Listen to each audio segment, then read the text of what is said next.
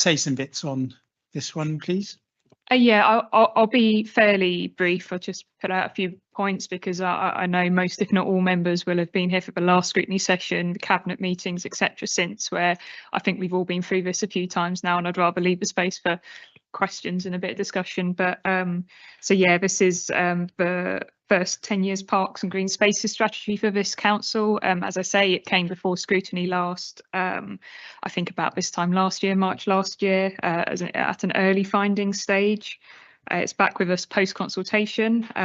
It follows on from the council's community-led plan, which contained the statement, the ambition that our parks and green spaces have increased usage across all communities with improved recreation, sport and leisure opportunities, evidenced by a higher take-up in sport and physical activity, contributing to better mental and physical well-being. The biodiversity value of our open spaces is increased and supports thriving wildlife. So this is a strategy that aims to create a comprehensive policy framework for the protection, enhancement, accessibility and use of parks and green spaces, to make sure that they enhance the quality and diversity of the city's environment, promote social inclusion, meet the needs of local people, as well as provide a framework for resource allocation that maximises funding and enables opportunities for voluntary and community groups to participate. The scrutiny recommendations, which are outlined here on page 10 and 11, which came out of the discussions in March, we have, we believe, incorporated them into the strategy. I think that's especially apparent when you read through the priorities list at the end, and that was a really positive discussion. So thank members again for their contributions to that.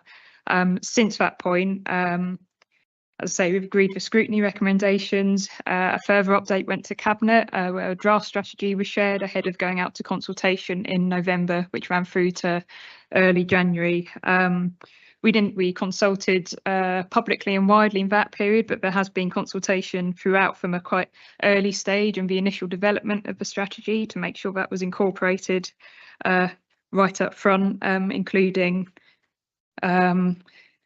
on page 11, it outlines a away day at Norwich City Football Club with over 120 delegates representing 60 public organisations, site visits with Historic England, reviewing all the consultations that previously been taken on parks and open spaces and related areas, reviewing national policies and other discussions and presentations with relevant organisations.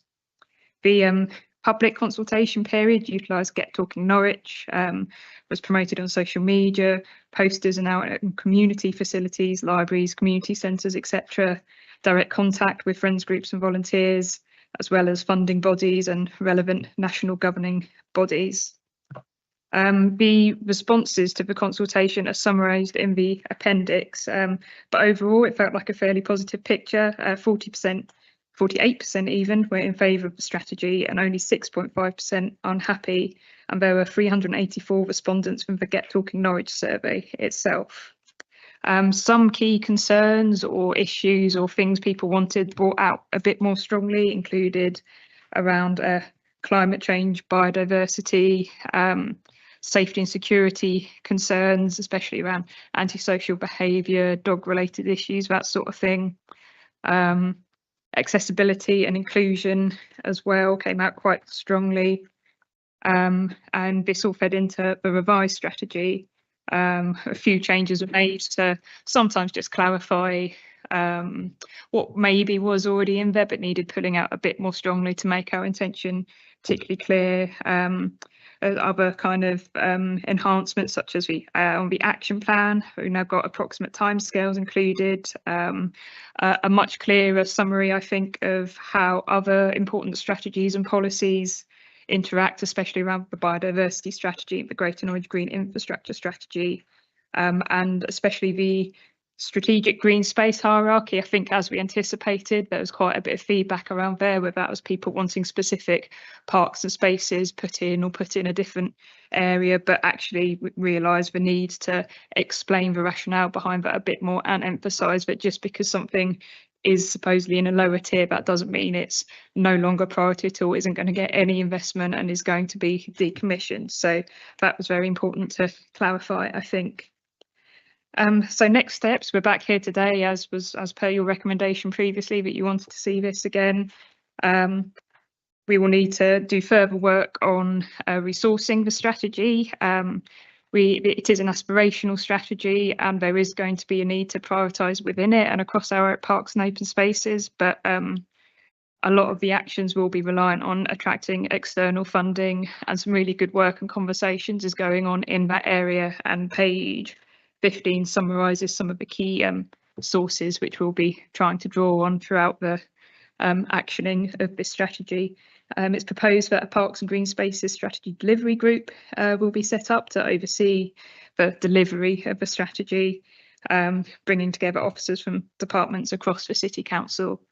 I think that's just a bit of an overview. I'm happy to take, obviously, any questions. Brilliant. Thanks very much for that introduction. And as you say, it's an opportunity today to ask some questions, and if it's felt appropriate, to make any recommendations. What I should have said, and apologies for this at the beginning, obviously we've got 3 relatively sizable items today, so I'd like to divide the meeting up. No more than 45 minutes on this item, and that's a no more. Please don't feel the need to go up to 45 minutes. 45 minutes for the next item, and possibly 30 for the final item, which should take us to 6:30. Without any further ado, questions from members, please. Councillor Padder. And can I, for the purposes of the live stream, can you make sure you've got the microphone? Sorry. Yeah, I just wanted that this is really positive, and I'm pleased to see that some of the recommendations have been taken on board. I think that on the access and inclusion issue you raised, there's bigger systemic issues with a lot of people accessing nature beyond Norwich. So I think that's an issue that DEFRA are aware of and are trying to do much more. So I imagine that that's an evolving conversation anyway. The other thing I wanted to ask was that on page 39, there's a bullet right at the top, and it says seeks to harness and promote the use of ecosystems to make the city and neighbouring authorities more sustainable and deliver significant benefits to the local quality of life. I'm not quite sure what that really means. So yeah, but generally I think I think it's brilliant. Thank you. Thank you. I might ask if Paul and Andy, what page was that? 39, did you say? I think my page numbers might be a bit different. 36. That might explain why I haven't got that. But yeah, it's really interesting.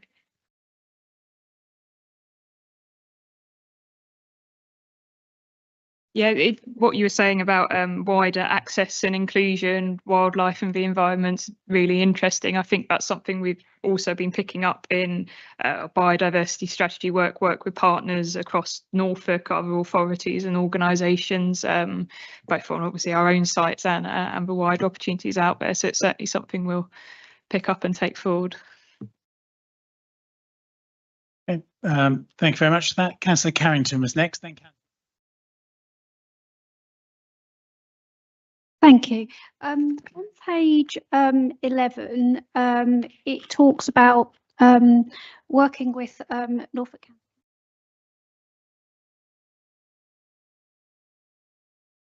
Trees implanted on the highways, and I appreciate this may come more under the tree strategy, which we're not discussing today, but I just wondered, have there been any initial discussions with or between City and County Council and any other groups as to who will provide the care for these trees?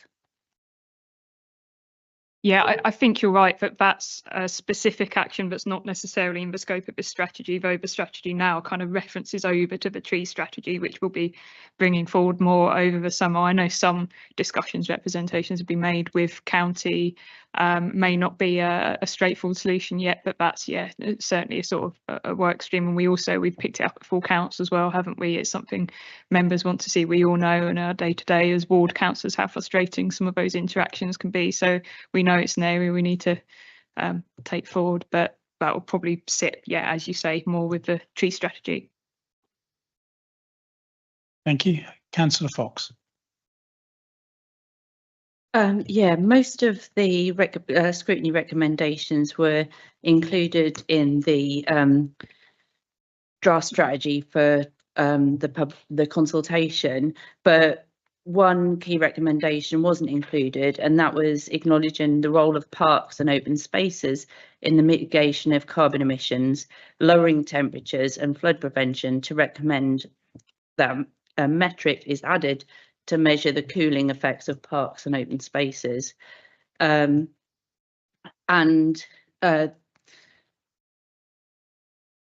the introduction to the draft public consultation strategy referred to adopting our parks, particularly in relation to changing climate, but it didn't discuss the important role of parks in climate mitigation and adaptation, apart from adding in priority 1.47, which was about like flood mitigation.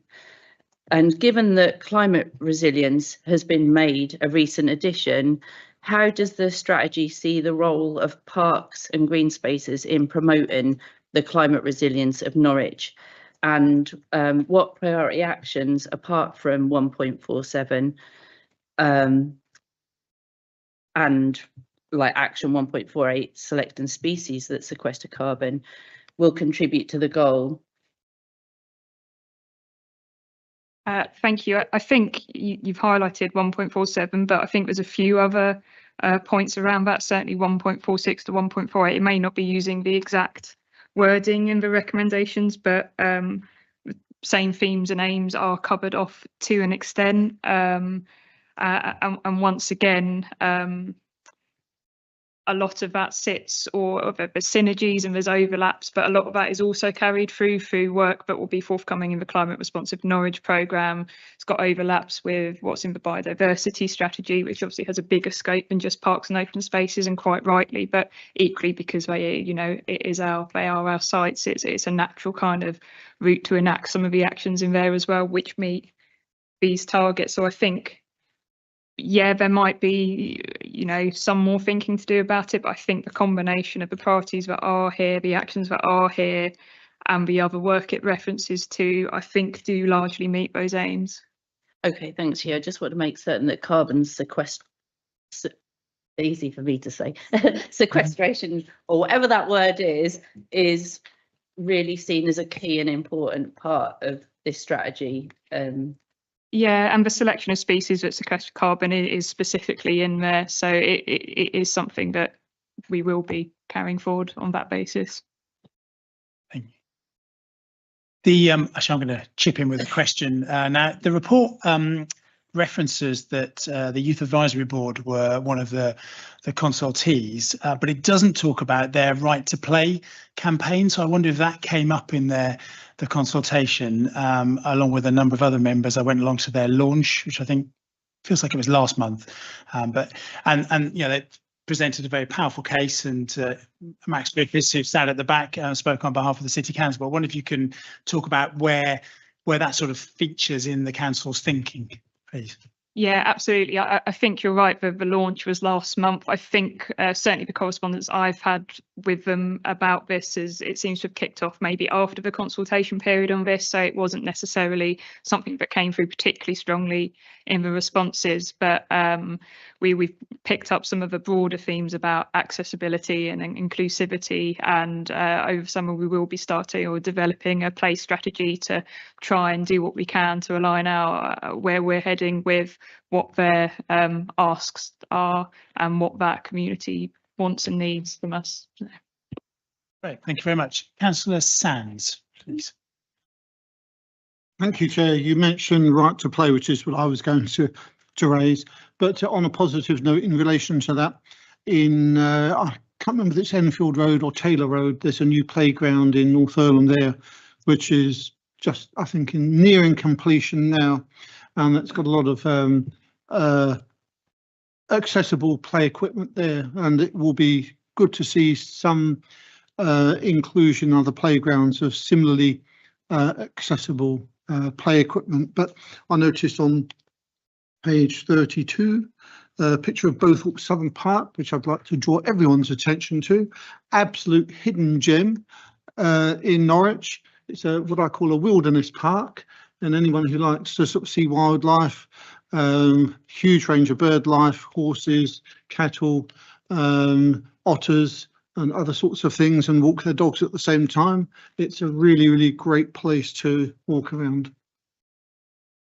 Yeah, it was Enfield as the new play area, which I think opened last week before, something like that. And yeah, completely agree about both of Southern Park. As you know, we've been spending a lot of time around there recently, and it's a new to me, complete gem. And actually, on sort of wildlife and parks, it's only until you know, I live relatively close to the Earlham cemeteries. It's only when you start walking around there, you see deer, and it's, you know, absolutely amazing place to be at dawn and dusk in terms of the variety of wildlife that's there. So, Councillor Champion, I think you were next. Thank you, Chair. It's firstly, I'd just like to thank everyone who's done so much work on this report. It's there is a lot of good work in it. In particular, I would like to ask about it's on page 44.1.16. There is a reference in that there will be an annual forum for organisations to celebrate success and share good practice. This is in relation to community groups.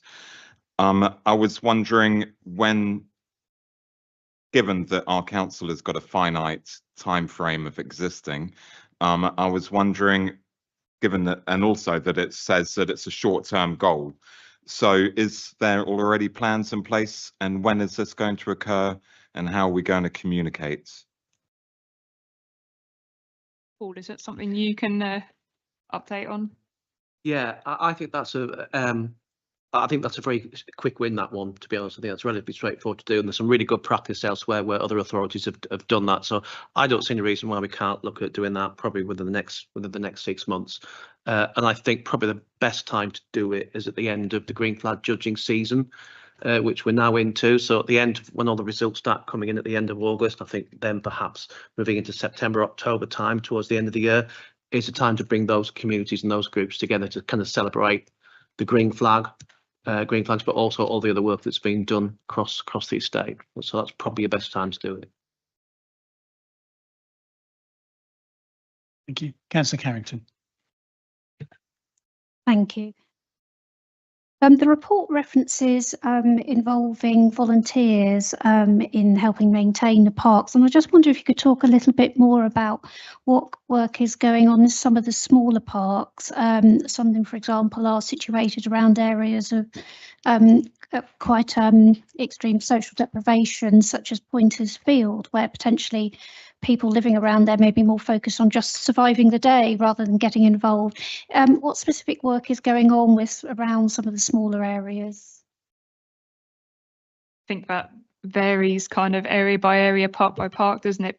Paul, is there anything you want to Yeah, there's a lot going on, and trying to capture it all is quite challenging. I know when we had the away day way back down at Norwich City Football Club, and the amount of organisations that came to that and that show the volunteer network that we've got is phenomenal. I know we've got Max here, who obviously looks after the outdoor projects network.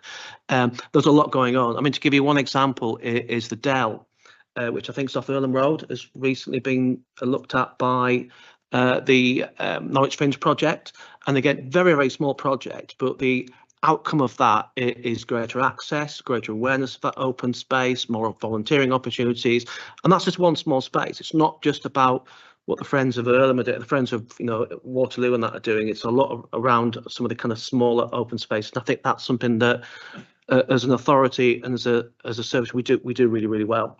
We'd like to build on that. Councillor Sands.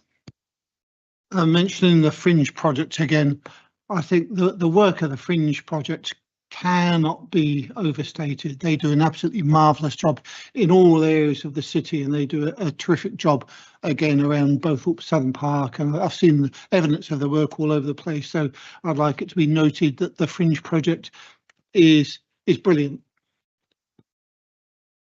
Thank you. Any other questions, Councillor Champion, and then Councillor Smith? Apologies.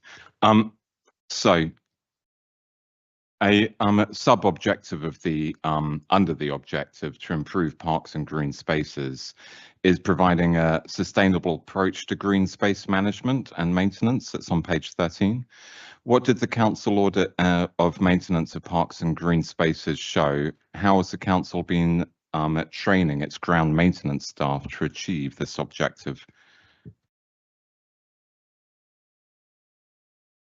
I caught about half of that. It's a bit reverby from here. So you asked what did was it the audit show, and sorry, the second bit was sorry. So it's in relation to training. So what was the council's audit of maintenance of parks and green spaces? What did that show? What were the outcomes? And how has the council been training its ground maintenance staff to achieve these objectives? Thank you. I heard you this time. Paul, am I okay to? Okay. Thank you. The overall standards and maintenance across the city is actually generally reasonable. It's pretty good. There's always room for improvement. No matter what we do, there's always room for improvement. I think you've raised a really valid point around the maintenance and the management of a number of our open spaces. And I hope this comes through in the strategy, that there's a lot of work to do in relation to, are there opportunities for managing and maintaining a lot of our open spaces better, in a more sustainable way. And I can give you one example, is Heartsease recreation ground, huge big open space, mown to high amenity standards, but actually real opportunities there for looking at how we can manage some of those spaces differently. I think the challenge that we've got is how we enhance the skills of the current workforce that we've got to understand better what it is that we're trying to achieve. I think that's going to be work in progress. I don't have the answer to that yet, but it's a piece of work that we've identified about as to how we do that. And I think some of that may well be how we can harness some of the skills and expertise from organisations like the Wildlife Trust. So again, it's bringing those people into to upskill. Thank you, Councillor Smith. Yeah, thank you, Chair. Just something to comment, echoing Councillor Sand's point on how great the fringe projects are. I'd be remiss if I didn't mention Lakenham and Town Close green spaces, who do great work across those wards and other parts of the city, and particularly the St Stephen's Community Garden by the Champion Pub, by the St Stephen's Roundabout, that I'm sure many people can picture, but isn't included in the various lists of spaces here, I'm sure for very good reason, due to its size and how it's managed by members of the community. But obviously great piece of work, and obviously I'd like to say well done for all the officers and everyone who's worked on this. Is a really great piece of work. And again, echo those comments about how I think this document's really important for really championing the green spaces in Norwich. I spent a lot of last week in Birmingham for various reasons, and this isn't a cheap knock at Birmingham's expense, but like a lot of things to do with our city, I feel we don't actually shout about how good they are a lot of the time, and it takes getting out of Norwich to realise that, by comparison, just how much green space and how many trees we have in the city centre area compared to other larger cities, and how impressive that is.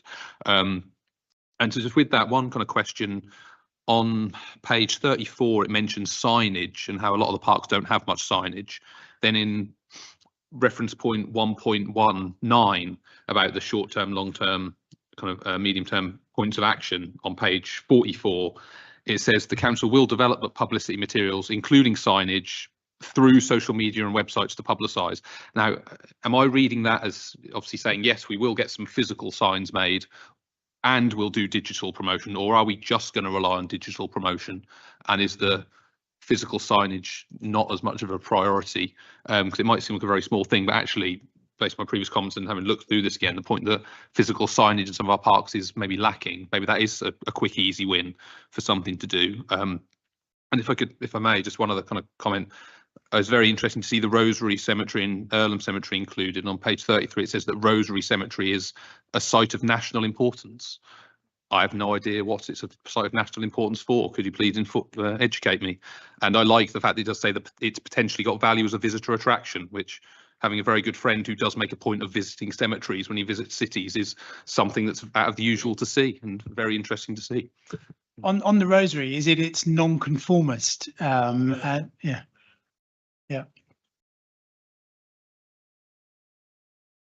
Anyway. Yeah. I'll certainly pass over to Paul on the sort of heritage question. And again, Paul can clarify, but I think on the 1.19, I think that's a semantics things. I think it's saying signage, comma, and other things, and you'll know from the signage improvements in Jenny Lind, for example, how much of in your ward, how much of a difference that can make. I also recommend next time, Nick Williams, former leader here, does his heritage tour of Rosary, go along and hear from him. But Paul. Yeah, there's a lot in that. Signage definitely. I mean, when I audited all the sites, and I did nearly all of them, it's the one key thing that is lacking in 99% of our sites is signage.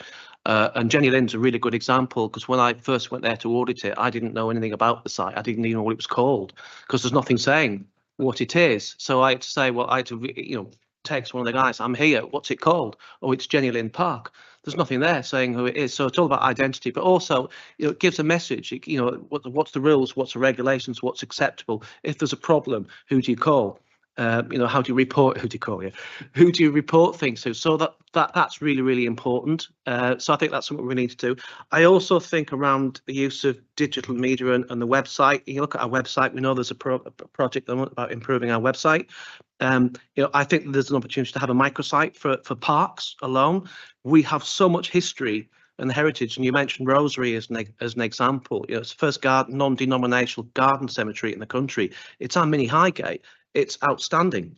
And I think, to finish, the other thing about one of the things that we're working towards is, you look at Norwich's parks and open spaces from Waterloo to Rosary to Jenny Lind, etc. There's so much history packed into them that actually many of these sites should be destination sites, and we should be marketing and celebrating them. If you're coming to Norwich for the day or a weekend, go to the castle, go to the cathedral, but go to Waterloo Park, go to Eaton Park, go to Rosary Cemetery. They're all superb places to be. Just on the subject of signage, there's a particular sign at Eaton Park which takes me back to my childhood, because it hasn't changed. So it's got, if you want to see retro city council branding, then you can go. Yeah, I suppose if it ain't broke, don't fix it. I've got Councillor Carrington next, please.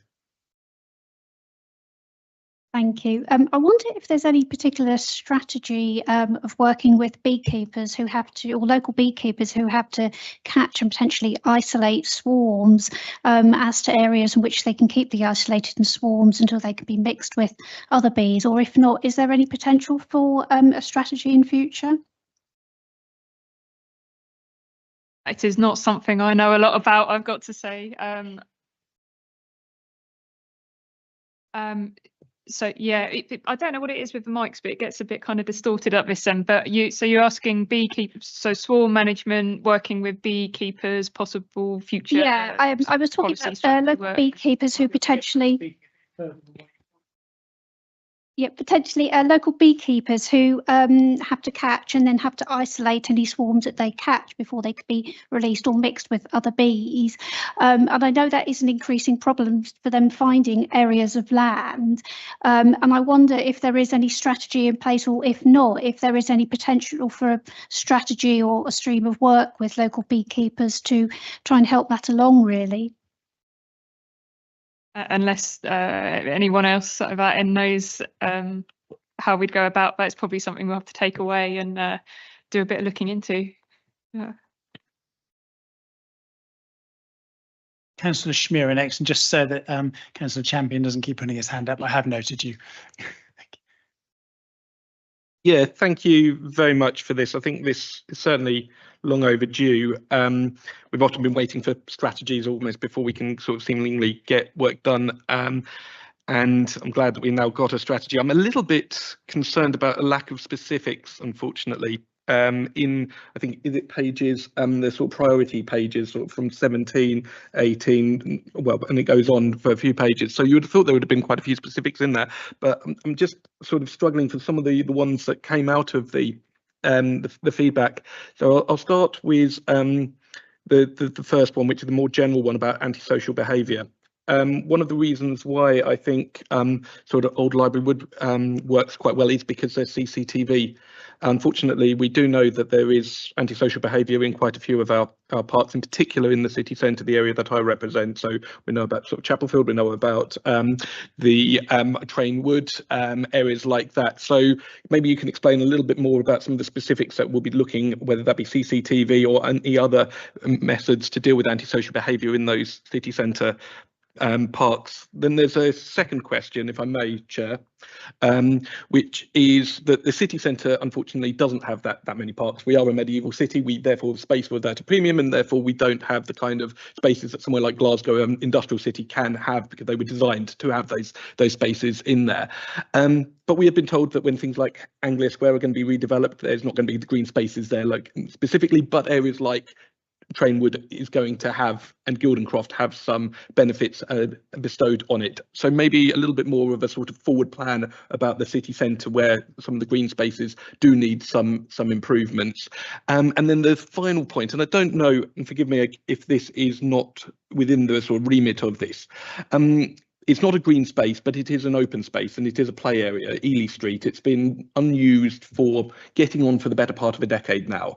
What are the plans for those sort of places, those spaces that hitherto had been used by the community as a sense of amenity, for going forward? Because these are open spaces and probably should, in my opinion, fall within the purview of this strategy, please.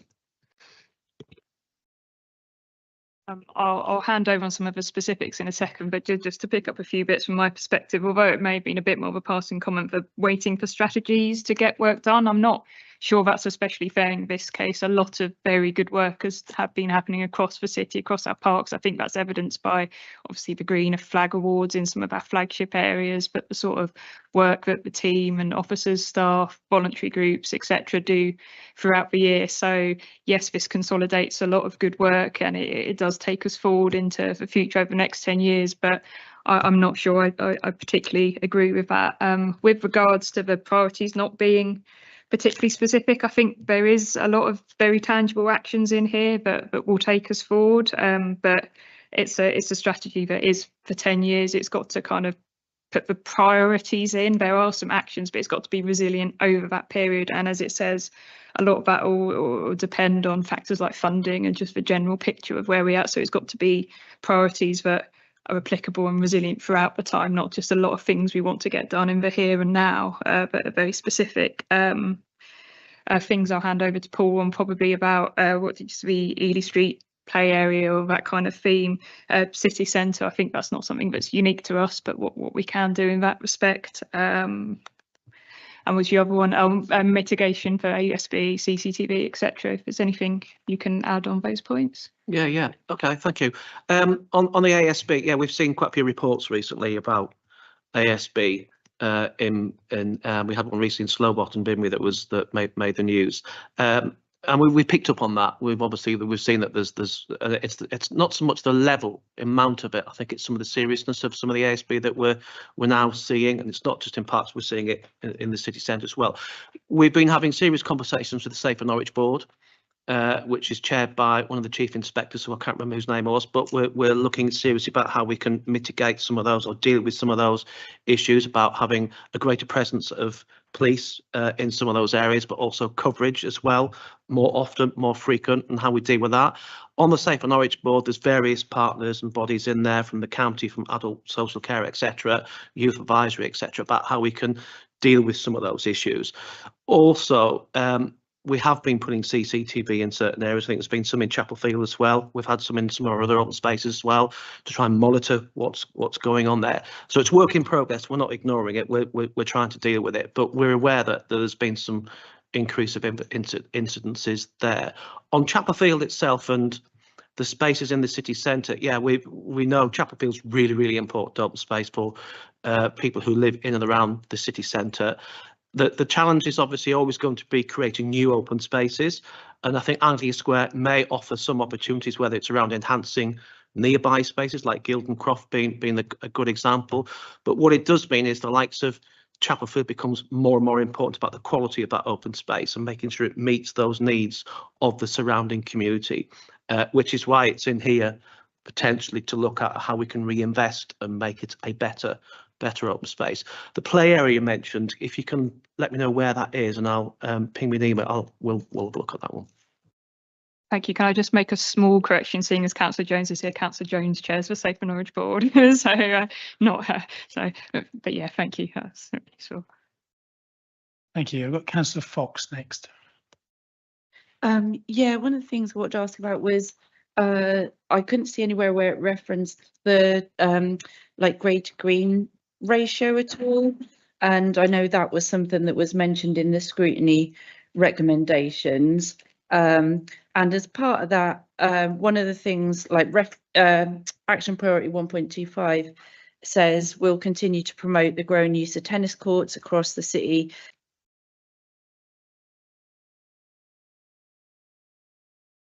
Emily, did you want to outline that report for us, please? Thank you, Chair, and hello, committee members. I'm pleased to introduce this report, which was a result of a topic form submitted by the committee and added to the committee's work plan.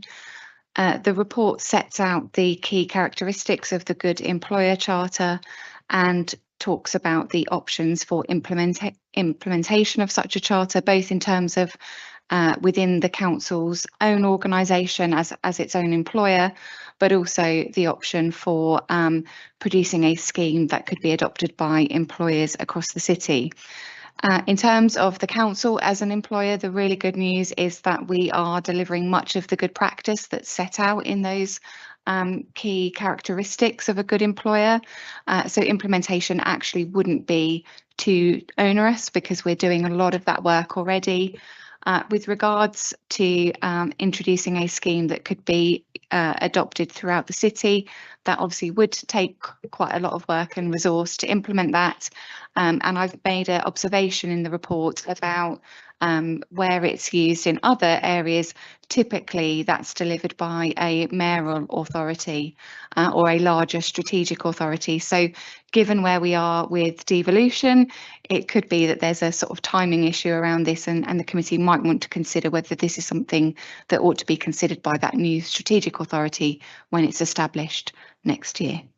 I'm very happy to take any questions. Thank you, Chair. Thank you. Well, the basis of this report is that we'll consider it and make any recommendations. So questions from members. Councillor Carrington. Yeah.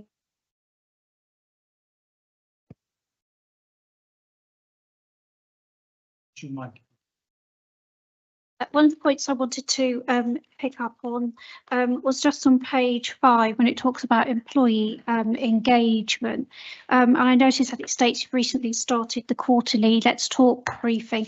Would there be any potential, if this obviously does, kind of get put into play, to scale that up? Because I am aware that some other local authorities do have monthly meetings or engagements with staff. Yeah, so we have settled on quarterly as kind of a trial frequency. So we're kind of seeing how that lands. There's also the opportunity for us to provide ad hoc briefings to staff on particular topics. And we feel that there will be a need as local government reorganisation really ramps up, that we'll need to brief staff more regularly on that basis. The Let's Talk briefings are just one part of our staff engagement. We also have all staff emails that go out. We have e-newsletters, and we also have CityNet, which is our intranet site, which has lots of information and messaging for staff as well. We also have a less formal platform called Viva Engage, which is a bit like a kind of social media platform, and staff can kind of share informal messaging on that as well. I'll ask a follow-up question to that. Does that messaging system and the way for staff to sort of access that, does that work across all sort of the different job levels for direct employees of the council? I'm just thinking, is everyone as equally an information worker as the next in terms of access to that? Yeah, so things like the Let's Talk briefings are designed to be as accessible as possible. They are in person because we're trying to encourage that kind of face-to-face contact. So we vary the days and times so that as many people as possible can attend. it's absolutely the case that not all of the workforce would perhaps engage with digital communication, so they may not be sat in front of a device all day. So we also find ways to kind of disseminate messaging through team meetings, through things like toolbox talks, and kind of using the framework of managers and team leaders to share those messages. Thank you. I think Councillor Fox, you were next.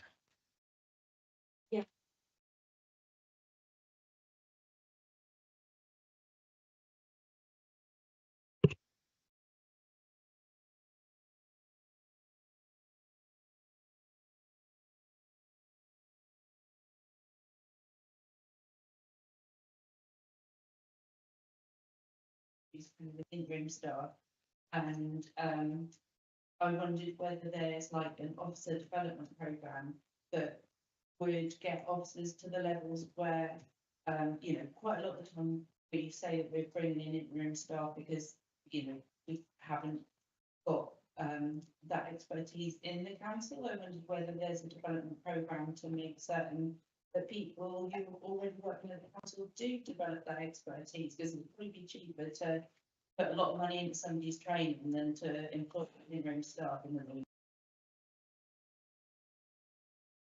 Yeah, thank you for that question. So we have a really comprehensive learning and development package that's provided through face-to-face training and e-learning. And that's about kind of the core skills and core competencies for working in a local authority environment. We also then have a annual performance review process where there's discussions between managers and staff members about personal development objectives and identifying any training that's required coming out of those conversations. And so we really encourage that kind of active conversation about individual development plans, and not just focused on classroom style learning, but also how could you get development from other areas. So it could be through secondments, or it could be through job shadowing, or it could be through participating in a network, for example, to get that development from a range of different places. So that training and development offer is there. We're just kind of looking at this forthcoming year about what we kind of build into that programme and how we use those budgets over kind of 25-26 financial year. In terms of the kind of officer development piece, we are currently in module 4 of a management development programme, which is available to anybody in the organisation who has a line management responsibility. So we've rolled that out over about the past 6 months.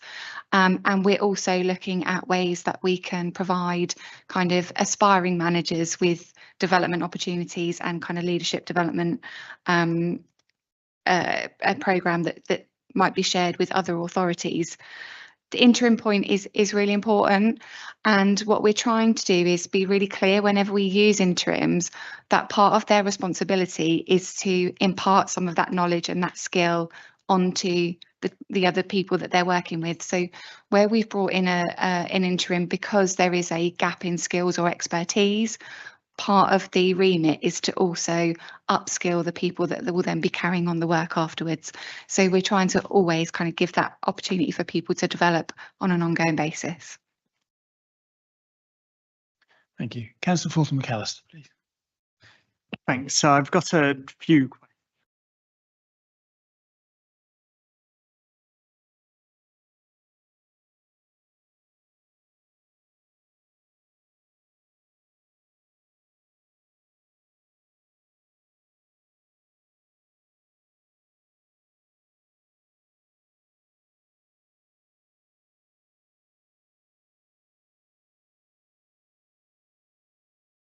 behind the scenes on. Is that something you've got any access to, or have we lost some of that in the organisation or time?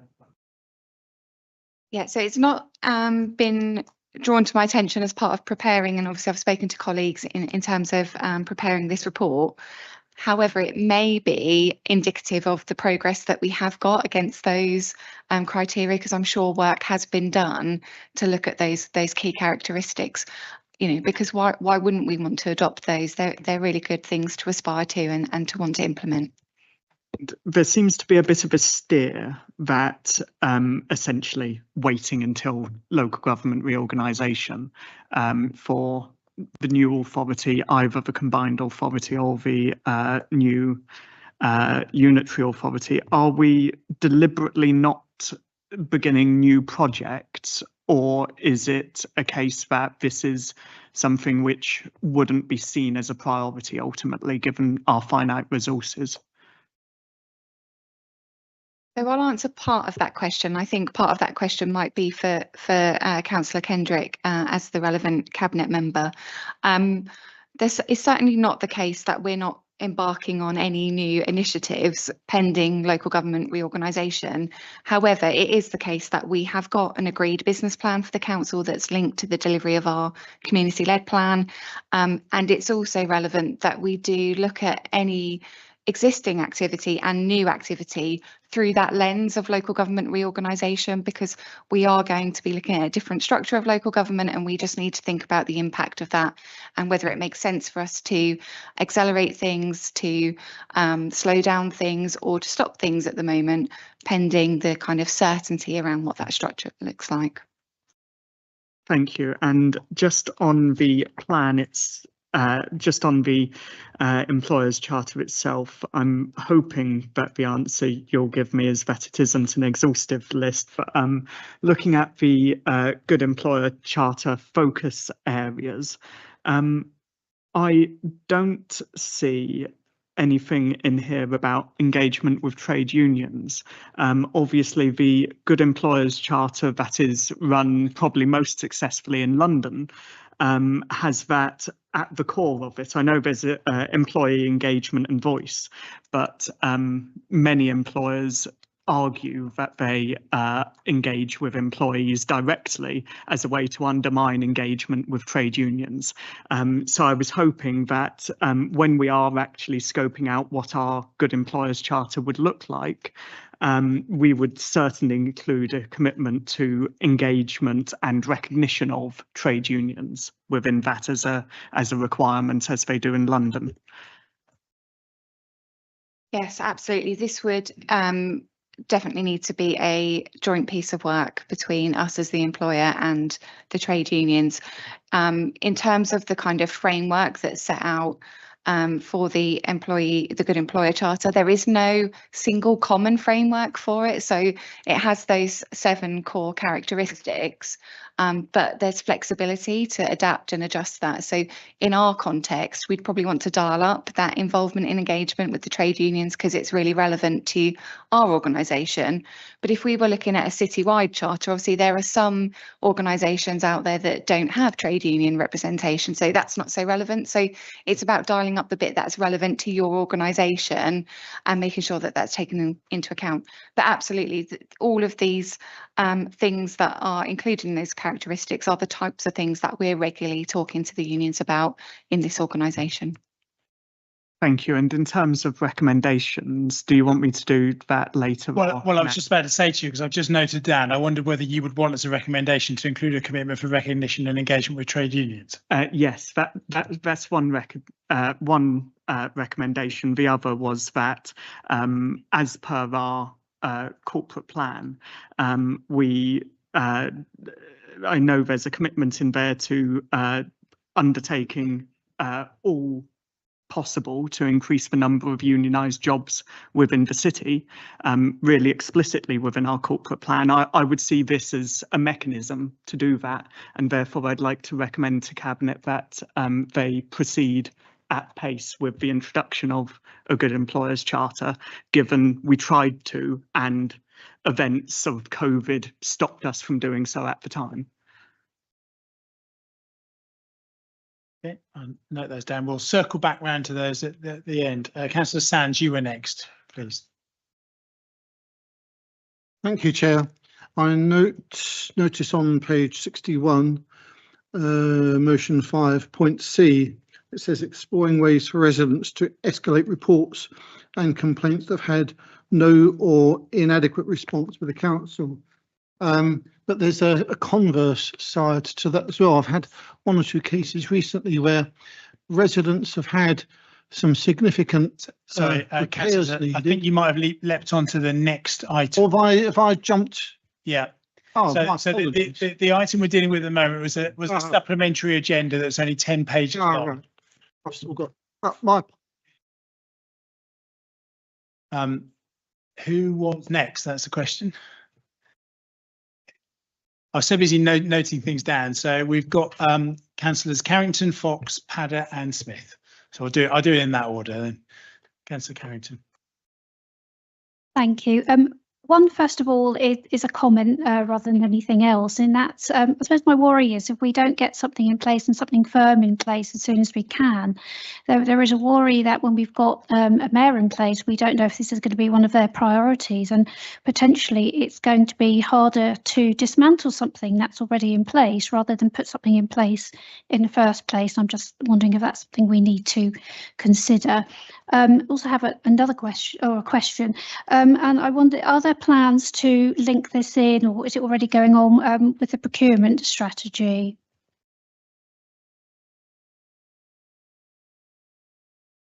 So one of the evidence bases around the Good Employer Charter is about procurement and commissioning practices. So there are direct correlations between the two. Thank you. Councillor Fox. Yeah, I just wondered, like, in terms of sort of staff mental health, I wondered if there's any scope to increase the availability of the mental health first aid training for staff. Yeah, absolutely. We've got a number of trained mental health first aiders, and we're constantly reviewing that to make sure that we've got enough coverage and to make sure that we've got training available for additional people that want to qualify. There's also a mental health first aid light course that we could offer to all managers, so we kind of have that under review and are looking at that in terms of that coverage and making sure that it's accessible. We do monitor metrics, and the use is probably not as, and this might sound a bit of an odd way to phrase it, but not as high as we'd like, because what I'm keen to do is make sure that people know it's there and people are using it. So the take up is quite low, but I think part of that is about us making sure that we promote it and people know that it's there and know how to contact those mental health first aiders. Thank you. Councillor Padder. Thank you. I think this is an obvious but silly question. So I've been trying to figure out, and I may have missed it, but what does the Good Employer Charter actually do? Because what I can read here, it offers several potential benefits about adopting employee-oriented practices and motivating people and promoting work-life balance. But what does it do? I don't quite understand. And as you say, the council are already delivering against those characteristics. So, you know, I'm still struggling to see why do we need this charter when it's already doing the good stuff, which is speaking for itself. Yeah, and particularly at this point as we move into the local government reorganisation. So yeah, I don't know if that's more of a philosophical question, or you might have something to say to that. But I'll leave that.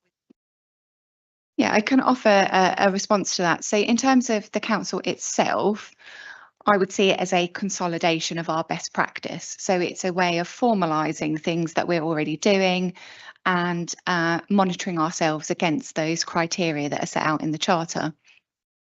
In terms of the wider business community and indeed employees, it's effectively an accreditation system. So its employees are able to demonstrate that they meet those characteristics of a good employer, which therefore would make them more attractive to potential employees, but also means that employees have a better experience working for those employers because they have committed to meeting those criteria and are able to provide evidence that they meet that criteria. So I think it's about that kind of assurance piece that, you know, employers across the city are acting in a responsible, ethical, and compassionate way to employees, and employees have that kind of benchmark to say, actually, this is somebody who I potentially want to work for because they're meeting this accreditation scheme. Before I bring in Councillor Kendrick, I guess it is an interesting philosophical one, because you might say, well, why? We all agree that the council should be a paid up member of the Living Wage Foundation, but if we weren't, we'd still pay the living wage. So, you know, I guess it's one of those things that you do it because it's the right thing to do, and actually we're sort of, you know, we want to show leadership. Anyway, Councillor Kendrick. Yes, on this particular point, I think at the end of the day, we remember we're exemplar to other companies. I've worked in the private sector, and I've certainly known some bad employers. One I can actually mention because they went bust, and I'm sure it's not coincidental. Because I worked 9 years at Burton's, the book wholesalers, and when they basically the staff got upset, they'd switch the orders to the bookshop. So, you know, at the end of the day, there is always a very heavy price, I would say, for any company that is not a good employer. And I can't really understand why anyone isn't, to be honest, but there is. And we, I think, can set a good example. Thank you for that. Got Councillor Smith next. Thank you, Chair. Similar question to Councillor Padders in a way, and I think hopefully the answer should be quite straightforward, and the question's more my own ignorance, I think, rather than theirs. But when we're talking about the Good Employer Charter for us as Norwich City Council, we're obviously saying that's for our employees. Are we also saying that that also covers our owned companies' employees, such as NCSL, who aren't directly employed through the council? And I suppose similarly, if we're applying the charter to external private sector employers, would we be saying it would cover their directly employed staff and any of their subcontracted staff if they had them? So in order to meet the charter, Aviva's, whoever's outsourced cleaners would have to meet the qualifications we wanted. Yeah, so in terms of the council adopting its own charter, it would just be for directly employed people working for Norwich City Council. It wouldn't cover wholly owned companies. If we did the kind of citywide scheme, then NCSL, for example, could sign up to that, as could any other company. And the scheme would set out whether that, you know, for those companies, would it be an expectation that it's just their direct employees or any subsidiaries? But obviously wholly owned companies are slightly different because they are a separate entity in legal terms. Mm-hmm. No. Smith, did you want to come back? Yeah, I was going to say, could I propose that we do, or could I suggest that we did apply it to our own companies as well then? Or the employees of our own companies, I should say, sorry. Yeah, is that something we can mandate or not? So I'm going to give you a really geeky governance-y type answer, which is that you could recommend to the board of NCSL that they adopt a Good Employers Charter, yeah, but you can't mandate that they adopt it. So our recommendation could be ask the board of NCSL to consider, or ask Cabinet to ask the board.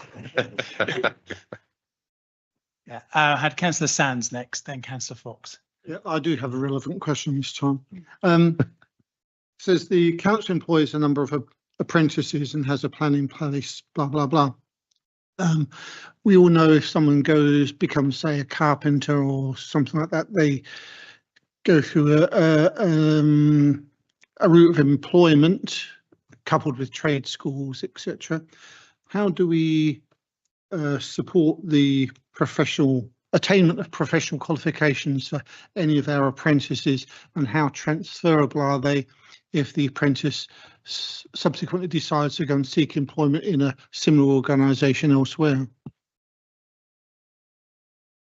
Thank you. So we employ a range of different apprenticeship types. Some of them are sort of more generic, so they might be around kind of business management or administration type apprenticeships, and some of them are very specific and relate to a professional career route. So some of our apprentices join the council on a kind of career development pathway, which means that they go through that training and the expectation is that they stay in the organisation as a qualified officer.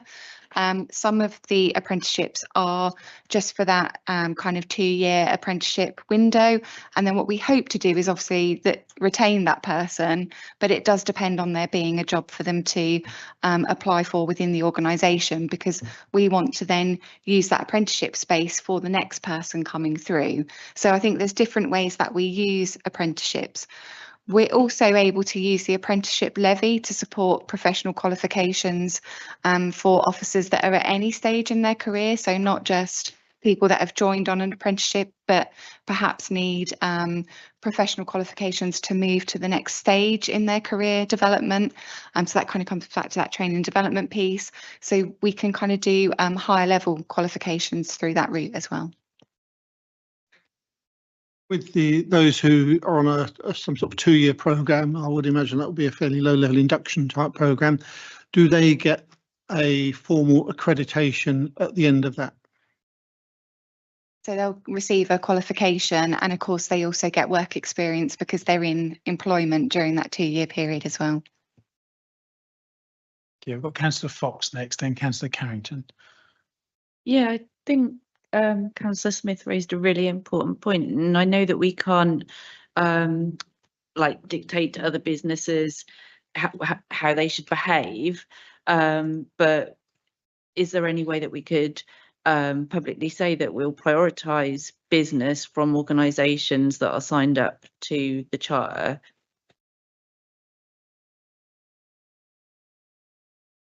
I will have to take that question away, because my instinct is that I don't think we could, but I'll take that question away and come back with a more considered answer. Thank you. Councillor Carrington. Thank you. We'd be interested in hearing more about how we're going to monitor the companies that sign up to this to make sure that they're still achieving the levels.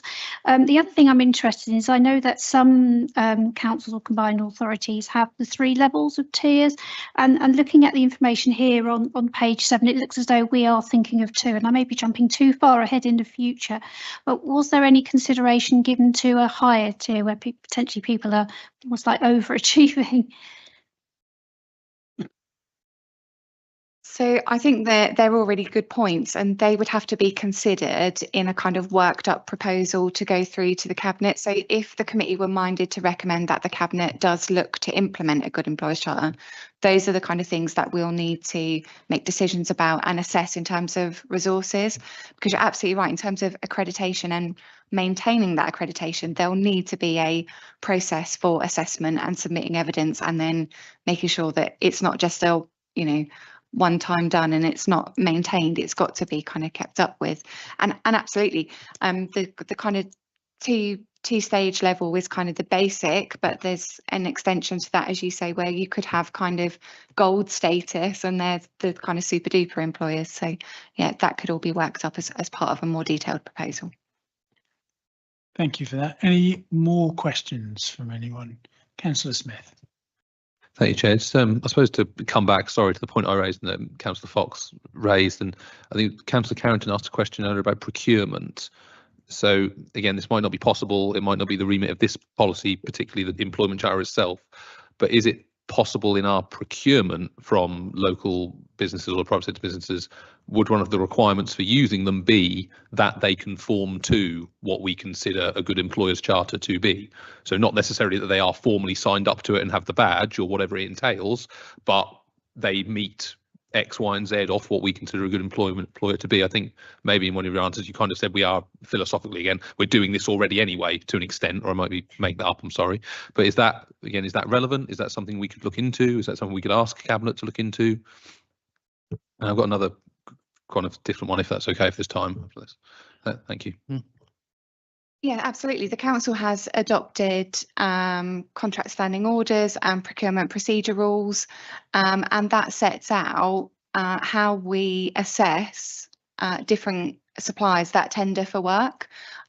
So, there's always different elements that are taken into account, cost being one, quality being another, but the council can also put in additional requirements, so it can ask its suppliers to demonstrate various different accreditations, and there's also kind of the piece around ESG considerations as well. So it's definitely something that we could look at in terms of our procurement criteria. And unrelated and perhaps very messy question, but on pages 5, 6, you got the kind of, the characteristics. I know it's not an exhaustive list, but just one thing that stands out to me is not mentioned. I'm sure we do have a good policy on is managing organisational change, given the nature of local government reorganisation. Perhaps it's not the right time to ask it or ask about managing organisational change, because that will obviously be beyond our control. But on the other hand, I'm sure that is going to be, my partner works for Norfolk County Council, for example. So I'm sure that is a legitimate area of anxiety for staff. And if there's anything we can do through having a particularly great managing organisational change policy, it might be helpful. Not really sure what I'm expecting you to say to that, but hopefully it makes some sense. Yeah, it makes absolute sense. And it's a really helpful reminder to me to mention to the committee about the full review of HR policies that is currently underway. And absolutely, I don't think there's any more crucial time for us to have a really clear and well-tested managing organisational change policy, but it's not just about the policy, it's about all the other stuff we wrap around to support employees with that change process, and that's absolutely on our minds. So we're looking at those policies, we're reviewing those. That's due to be completed by the autumn, but managing change is definitely at the top of that pile, because it is something that's a really hot topic at the moment. Thank you. Anything else on this one? Shall I recap what I think are the 4 potential recommendations that have come out of this? So the first one is to include a commitment for recognition and engagement with trade unions, then to proceed at pace with the introduction of the Good Employer Charter, for Cabinet to ask the Board of NCSL to consider adopting a Good Employer Charter, and to adjust the contract standing orders to ask suppliers to demonstrate characteristics of a good employer. Does that capture something that people are happy with? Like a formal vote on that? Yes. Yeah. Okay. Those who are in favour of those items, please indicate. Yeah. Yes. So thank you very much on that. I don't think there's any other recommendations that I missed out. But, not. Okay, that's great. So that's Good Employer Charter, I think, dealt with. So thank you very much. And in which case we'll now move on to item 6, communicating with the council, which is on page 53 of the main report. Councillor Champion. Thank you. Did you? Yeah. So you need to raise now. You got a question that. Oh no, sorry. You were first in line for the questions. Okay, that's fine. Right. We'll let officers say their piece first, and then we'll come in with questions. I thought it was some sort of point of order coming or something like that. Thank you. I'll just do a few words of introduction, because just to remind colleagues and the committee where we are with this report. In the January committee meeting, you discussed an item on sort of having a scope around communicating with the council, which was quite broad because it was an item on your forward work programme.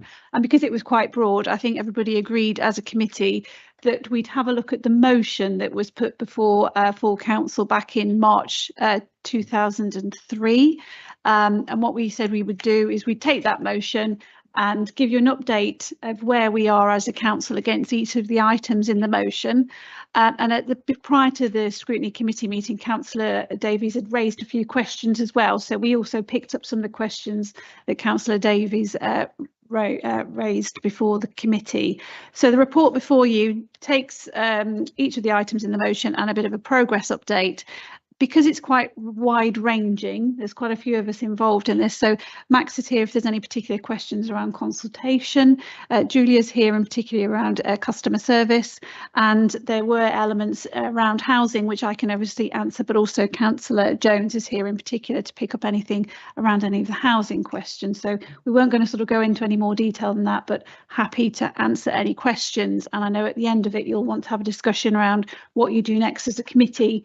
Is there a recommendation to Cabinet, or is there further work you want to explore, which is where this originally came from? Okay, great, thank you. Well, without any further ado, Councillor Champion. I apologise. Thank you for the report. I apologise for my enthusiasm. I was particularly interested on page 59. It refers in the second paragraph, it refers to the promotion of an online communication with our tenants, referred to as the Housing Hub, which has recently been launched, it says, and that this is to allow for residents, councillors and council staff to communicate more effectively. I hadn't heard of this before this report, and as it's recently been launched, I was wondering if I missed the memo or if I could get further information in relation to the Housing Hub, please. Certainly, it's very early stages, and we've not done a sort of big grand launch about it because we want to sort of test how it works. I think we did something in TLC magazine. I'd have to. There was an item in our tenant newsletter so that we can certainly, so our residents know. So it's not purposely gone on the radar, but it was one of those things we want to sort of gently launch to see how things work through. But I can certainly get the team to provide a briefing and to make sure that we have an update in your Councillor e-bulletin, so that and links to it and how it works. I'm going to ask a slight supplementary question on that, which relates to not necessarily communicating directly with the council, but the way that we access the council information. And it, I noticed we now have a new site which tells us when our bin collections are and things like that. And it occurred to me that wouldn't it be great, and rather than having to visit the council website every time we wanted to know when the bin changes were, we could subscribe to a calendar that just appeared with all our other digital calendars, like I can do with football matches and things like that. So that was mostly a sort of get something off my chest that I've been meaning to say for a while before I bring other colleagues in. Councillor Sands, I'm going to bring in you next, because I think you sort of had a question for this on the previous item. So.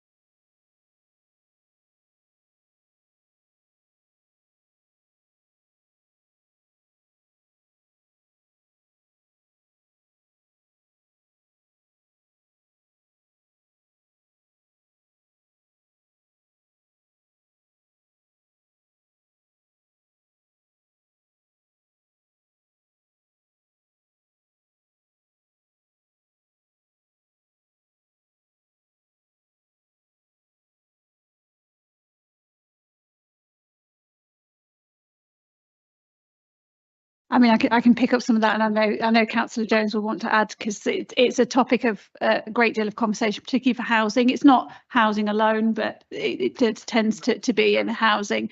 There are issues in terms of access, and there's various routes we have to take. So where, for instance, there's a real safety issue, say for instance we need to get in and do compliance checks, we do all we can, and we go from a scale of encouragement, engagement, and I'm afraid sometimes we have to go down a legal route to ensure people's safety. That's not what we want to do, but in order to be able to access properties, that's something we have to do.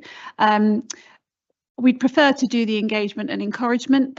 That's obviously the best thing, but if we have to go down the legal route or any tenant deal with it as a tenancy matter, that's exactly what we do.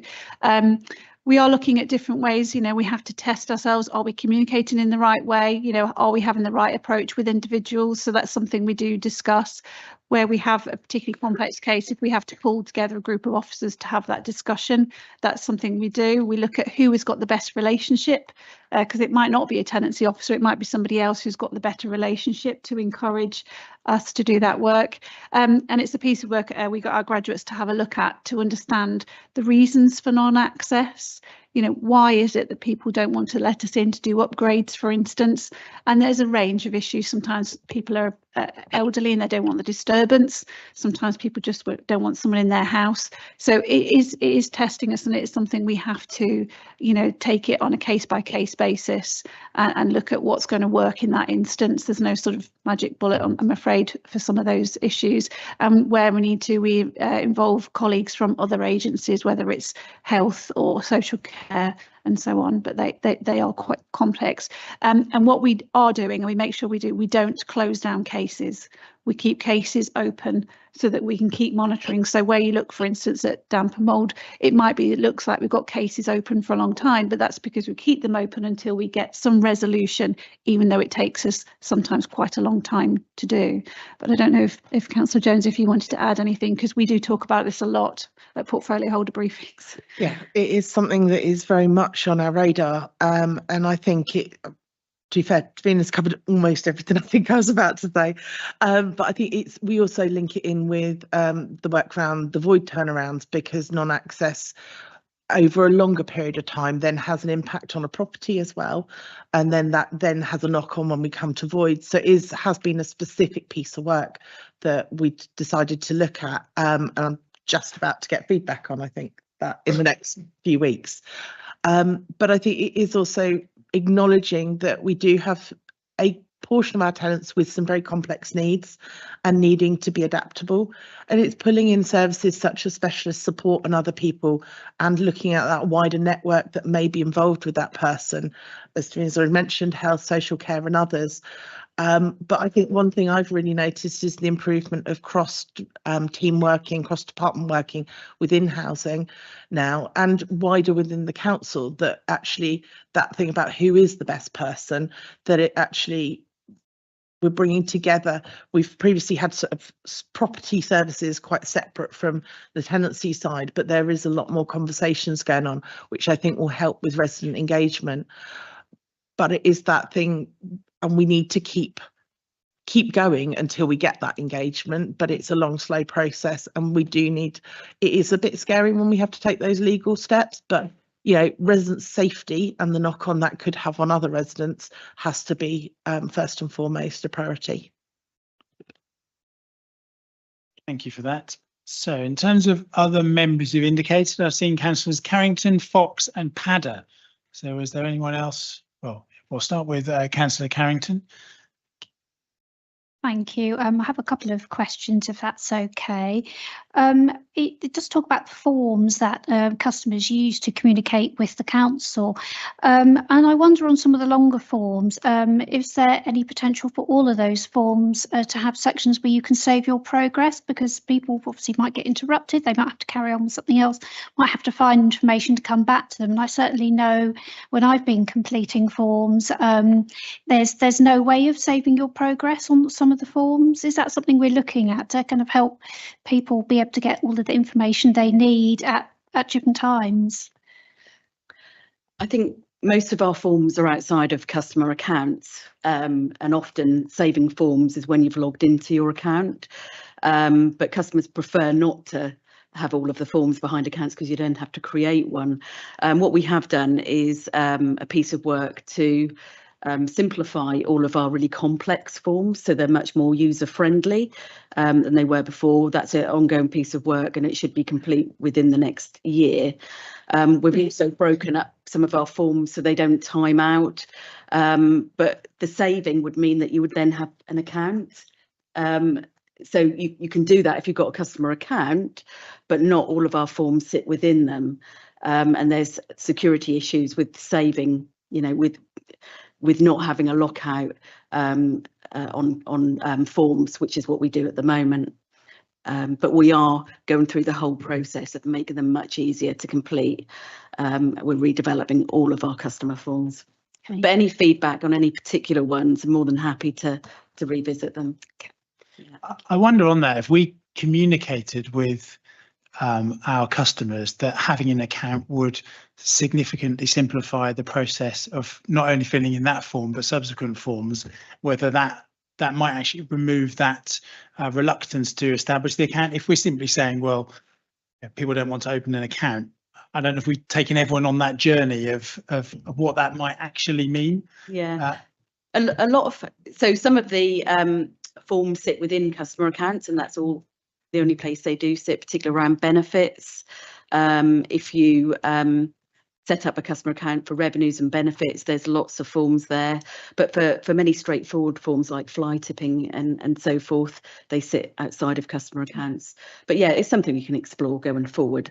But just to give an explanation, that's the reason why. Yeah. Thank you. Did you say it? Just my other question is not related to that, but I'm very pleased to see on page 61 and 62 that work is going on to communicate with contractors regarding communicating with tenants, etc. And I wonder, how is that progressing so far? I mean, has it resulted in fewer complaints? Because I know, unfortunately, some of the residents who've come to me in the past have said it does feel to them at times like there's no right door. They ring up one day and somebody doesn't know what they're talking about. They're told it's the wrong number. They then bring another number and that person doesn't know. I would say I'm very pleased to see that work has been going on to try and sort that out. But is there an update on how that's going on the moment? Again, that is another topic of conversation when at our briefings and when we talk about complaints and lessons learned and why things have come through. And you get your head in your hands when you realise people have been bounced from pillar to post.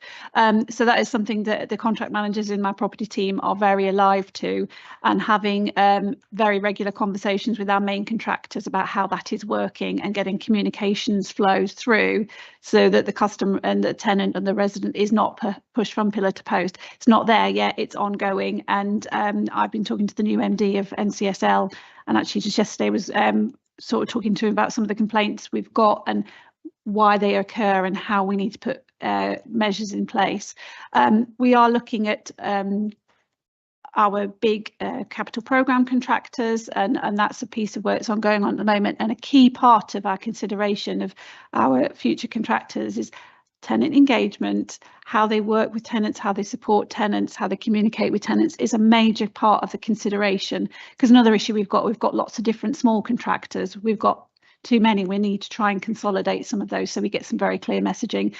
In terms of how we measure that, we don't have a clear measure in terms of if we can see an improvement. There is certainly a reduction in the number of complaints we're getting.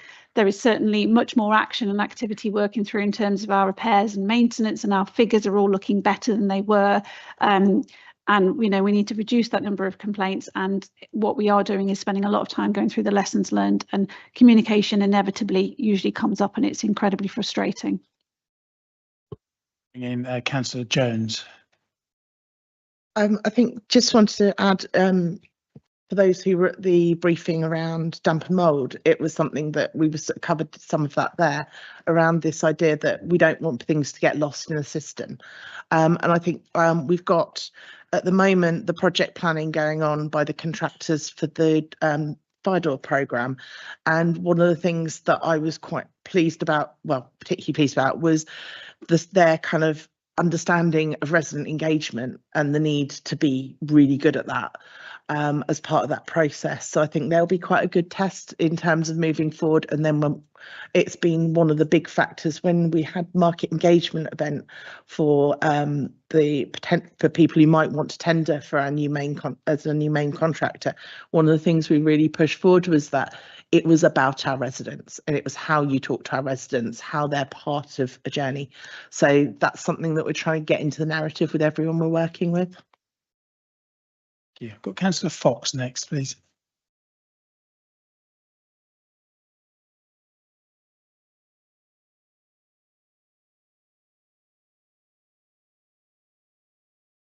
Yes. Yeah, so I wanted to just ask if you could tell us a little bit more about the assessing the customer journey. thing, because I know from like how frustrating it is when you kind of make a phone call and you have the little survey at the end of the phone call and you say, yeah, the phone call was great, but then the actual thing, your objective, doesn't happen. So I just wondered how many customers are followed up with weeks later, and how is it assessed, which customers will be contacted for follow-up. And I also want to ask a little bit more about whether you could say more about the 5-year visiting programme, because like on page 58 it says that residents may prefer a single named individual, and obviously, you know, we want to create the systems that our customers want rather than sort of make them fit into our mould. And I wondered whether it's just cost that's the barrier to that happening, or if there was anything else happening there. So I just wondered a bit more about the 5-year visiting programme. And like regarding the tenancy app, which I understand is just for council staff, is my understanding. I wondered whether it'd be possible maybe for Scrutiny councillors to have a demo of that app, and also if there's any customer facing version being planned at all. And one last thing, one very brief thing. Like I wondered whether the council, I've raised this lots and lots of times, whether the council has considered like participatory democracy processes for in place of consultation, because I know I recently attended a People's Assembly that was held by a group around Anglia Square, and there were lots of people from that postcode who like hadn't felt, you know, all the consultation work had happened, but they didn't feel informed, and some of the businesses as well, even with the letters that have gone out, still didn't feel informed. And those participatory democracy things like People's Assemblies tend to get really good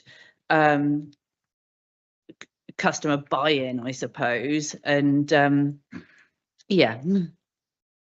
think Julia's going to cover the customer journey one. I'll pick up the 2 housing ones, the visiting programme, tenancy, and I don't know if Max, you want to pick up anything on participatory democracy. Is that all right? We'll do it that way. Perfect, thank you. Yeah, in terms of customer satisfaction, we do text surveys every quarter.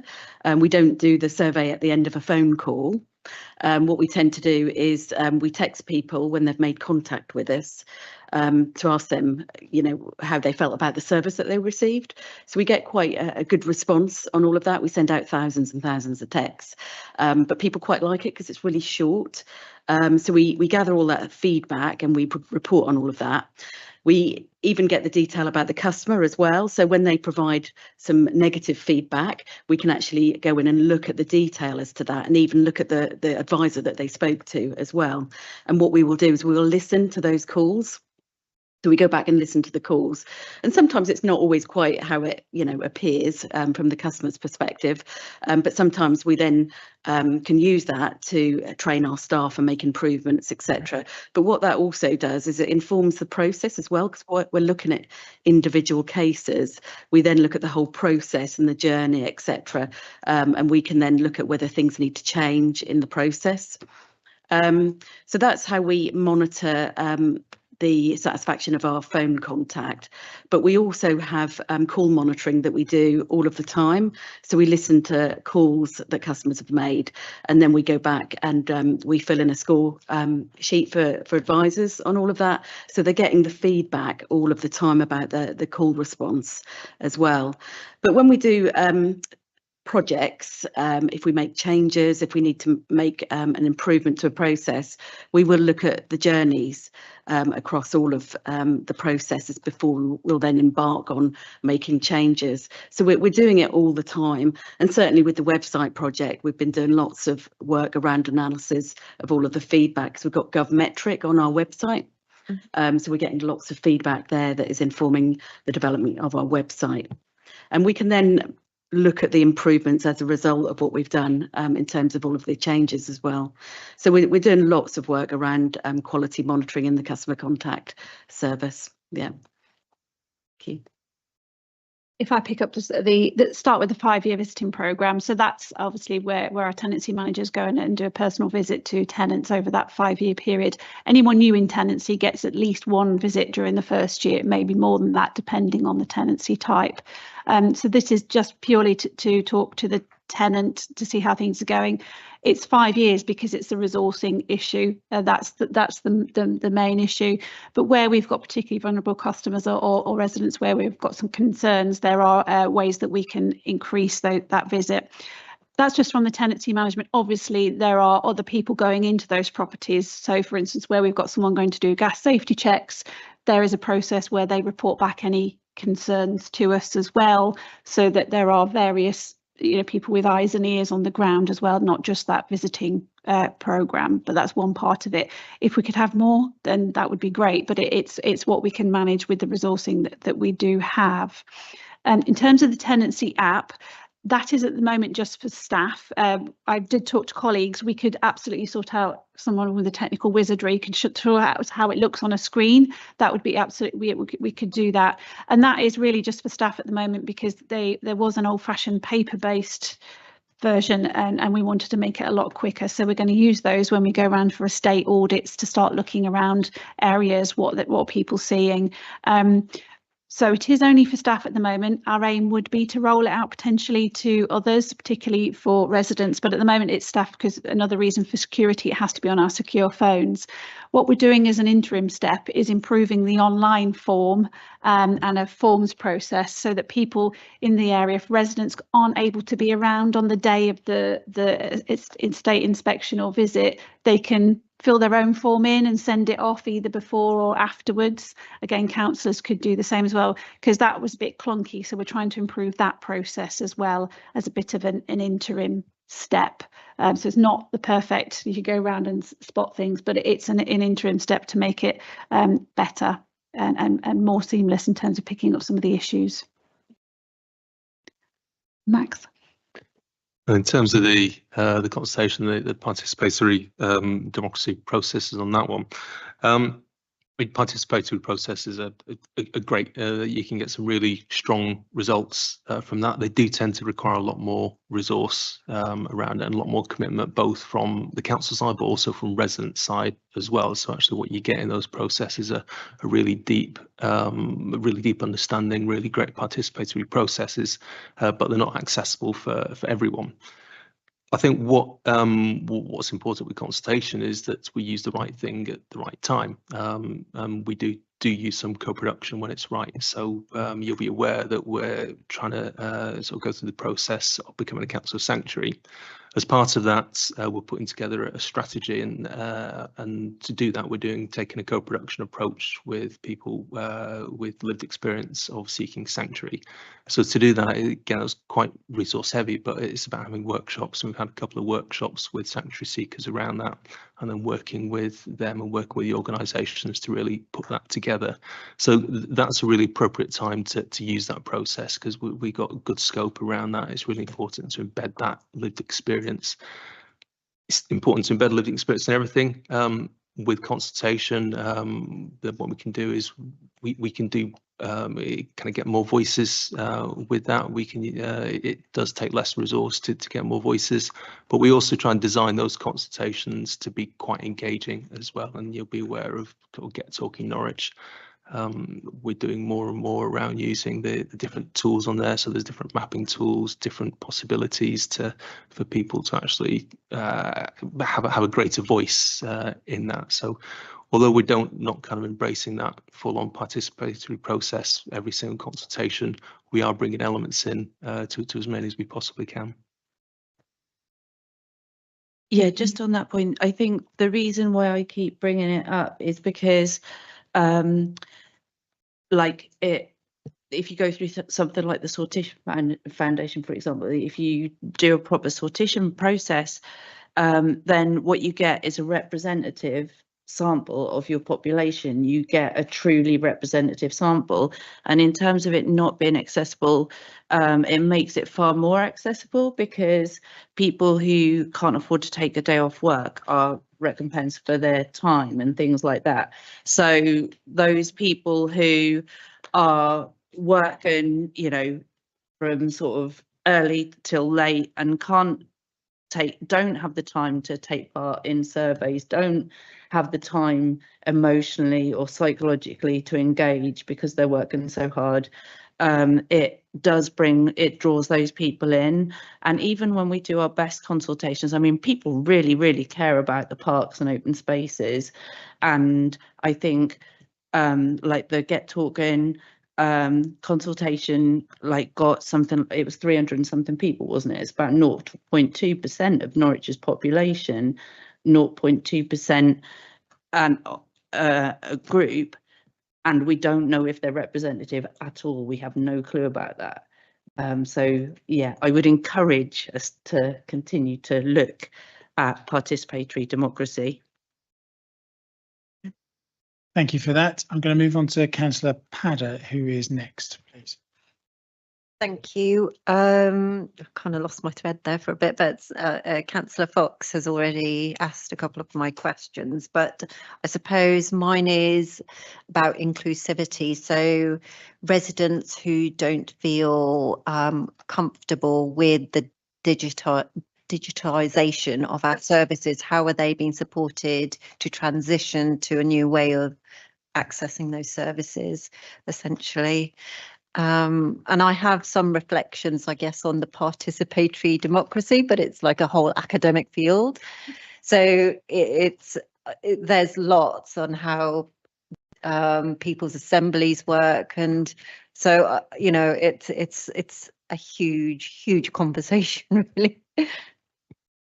Yeah, just to pick up on that point, our strategy isn't that everybody has to go digital. We want people to go online, but we made it absolutely clear that if people want to continue to phone us, they can do so, and they can come in by appointment. You know, we have translational services. We're improving our accessibility on the website, but you know, it isn't a case that we're pushing everybody down the online route. And actually, we talk a lot about not everybody can go online. The majority of people can, but their inquiries don't always lend themselves to be done online. It's because they're a bit more complex. You know, they're not a straightforward service request. It's a bit of this, a bit of that, and you know, they need to come in and discuss it. So, you know, I just want to make it clear that we're not pushing everybody down the online route. However, we want our services to be so good online that the majority of people will go there and transact online. However, your point about how we support people, we do signpost people to where they can get support for digital. There are a number of organisations. We don't provide that ourselves within the council as a specialist support, but we will support people by appointment. So if somebody wants to come in with their device, make an appointment, we can go through how to transact online. That's absolutely fine. It's something we do. Okay, thank you. I'm just going to bring in Councillor Jones. I suppose looking at it from a slightly from a bit of a slant, I also just wanted to kind of, something we've been talking about a lot in housing is about the way we communicate to people in a way that's accessible, but with a slightly different perspective, that stuff in a brown envelope is quite scary to a lot of people and they don't always want to open that, and it then starts piling up. And we've had a lot of success around things like text messaging in terms of rent arrears and getting people back on top of things. So it's looking at what's successful and what's least intimidating for people. So it isn't always a digital or not option, if that makes sense. Text is somewhere in between, and other options around emails as well, but for some, but text is quite a good accessible one because most people have a phone you can text to. But it's, so I think the conversation can go both ways, and it is understanding that that very formal letter option, whilst we want, some people want stuff, and I've had residents contact me saying I still want to get stuff in writing, totally get that. But actually there are, for other people, that letter is quite a scary thing, and how we work with that's quite an interesting conversation, and something Davina and I have been talking a lot about recently from a housing perspective around that whole question around tenant engagement, because we want people to be hearing what we want so they can respond to things, and we want to keep that flow of information, but we've always got to bear in mind how's that being received by someone. And it is a really interesting point, because I think, you know, we've had genuine concerns about access to in-person, and we think about older residents, but actually we're our younger digital natives need to have a fully robust and fully working digital option. Otherwise, we're doing them a disservice as well. So it's it's a challenge, I think. Just so everyone knows who I've seen at this stage, I've got Councillors Smith, Fulton McAllister, Champion and Sands. So Councillor Smith, and with an intention that I'd quite like to finish at 6:30, which is the 2-hour mark. Right, thank you, Chair. Hopefully just 2 quick ones from me. Just a comment on the housing hub. Just Googled it, as you do, obviously, to bring them up and had a look at it. Just some of Councillor Jones's answers to a question earlier just made me think of something about how a lot of our tenants have very complicated needs involving all sorts of agencies, and I know the purpose of this is to kind of bring that together for them in one place, which I think on the whole actually does a really good job of, so it looks good. My only comment is you go to the first housing hub page and you've got 12 tiles with various headings, and they're all mostly about obviously the physical kind of condition of housing as you'd expect, but there's nothing about ASB or antisocial behaviour or these other very complex issues that people can experience. And you've got to click through, I think it's the council homes tile, and then you get one about ASB dealing with antisocial behaviour. Just getting from the experience I've had of tenants, is antisocial behaviour in council blocks or on obviously estates is a common complaint that's raised. Maybe that could be pushed a bit more front and centre, but I'm sure there are reasons why maybe not. It would mess up the nice symmetry of having 3 nice rolls of 4, I accept, but just maybe make it even easier to get to that ASB link might be helpful for some people. And just a question on page 59, page 60 of the report, under progress reporting. It mentions the new audits from the housing hubs in May. Sorry, last paragraph on page 59. New audits are starting in June. Aim to go live with the first estate audits in June. Working with the service improvement team. We are developing an easy-to-use model for estate audits. Are we able to say a bit more about what the easy-to-use model will entail? Certainly Housing Hub is work in progress, so we'll be looking and monitoring feedback, hence we've not done the sort of big, we need to sort of test things out, but absolutely take that point on board. Yeah, the issue about, sorry, some of the language reviews, so the issue of the estate audit and the new model is that use of that app we just referred to earlier. So it was an old-fashioned bits of paper, I'll be honest with you. So we're trying to streamline that, get more people involved. I've had some reassurance from colleagues that they'll be in touch with the ward councillors about when these things will be happening, and much more engagement on them, and the opportunity for people who can't be there on the day, because people have got busy lives, to be able to contribute through the online form. And then hopefully when we get more sophisticated, more of an app type approach, if that's their wish. So that's what that is. Thank you. Councillor Fulton McAllister. Thank you, Chair. So on page 150, on page 58, we highlight that essentially the team's been restructured to prioritise gas and electrical compliance, ensuring 100% compliance. That is incredibly good at first reading, so well done. I just wanted to check, is there anything below those figures that we should be aware of? For example, the people who don't let you into properties, we know they exist. Are we considered to be in compliance if we've tried to access those properties, or have we essentially, how is all of that accounted for, and what do those figures look like? Because those are some of our most vulnerable residents, and it would be good to know if we've improved our ability to access those properties if they aren't captured in that figure.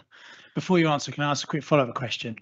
We always used to do gas compliance checks at 10 months, even though we only have to do them at 12 months, because to allow for that access. Because I queried it probably about a decade ago, why are we doing them every 10 months rather than the statutory 12? So is that still happening? Is that a way of mitigating against the not being able to get access? I mean, the issue of compliance is the one thing, and then it's the follow-up issue, which is the conversation that we have, is what do we do when they're not compliant? So it's around the compliance of the check, but then it's the what do you do afterwards as well. So I don't know the figure off the top of my head. I'm happy to email it round of how many at the moment we can't access and where they are in the figures. There aren't many, that we haven't got many that are going through legal action. Last year's. Absolutely. Yeah. Yeah, it is. Sorry, Beth, did you want to come in? I think, to be really clear, that's where we go down the legal route, and with gas we can do that very quickly comparatively because we have to do that check. But there is the complexity trying to bring in other people if needed to that, but that's where the court will see that one and we can get that entry. So you see those notices sometimes on people's doors. Electrical checks is a bit more complex. And we did have, because of COVID, there was a delay around some of the court process, and they'll only take a certain number at a time because they don't consider them. They aren't that immediate risk in the same way that gas is. But from memory of the dashboard, we're talking 0 point something that is electric wise that is not compliant. Gas is normally, there might be one occasionally that we're still waiting to get the court thing on, but literally 1-2 properties we're talking about at any one time. Because we are these have to be done. But yeah, yeah. But these are monitored on well, from my point of view as a portfolio holder every month, and there is a separate group officer group that monitors those. Am I correct still, Trina? Yeah. The health and safety.